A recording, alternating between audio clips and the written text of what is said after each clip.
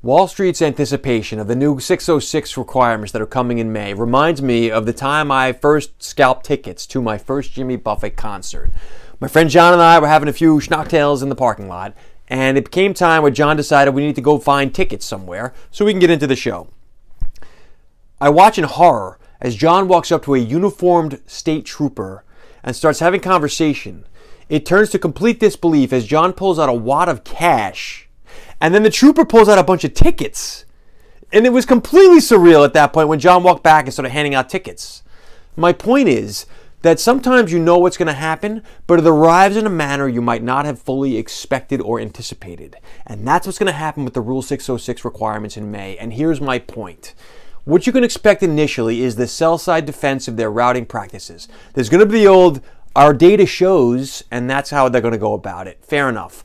But here's what you might not anticipate. The real story with Rule 606 is that we are in the midst of a slow motion migration of the routing from the sell side to the buy side.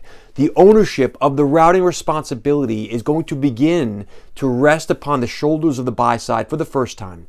And that's where it should have always been, maybe. And that's where it's definitely safest. But that's what's going to begin as we first have these new 606 requirements, because it's not going to be about what is your broker doing with your order. It's going to be what are you, Mr. and Mrs. Buyside Trader, doing with your broker who's doing that with your order.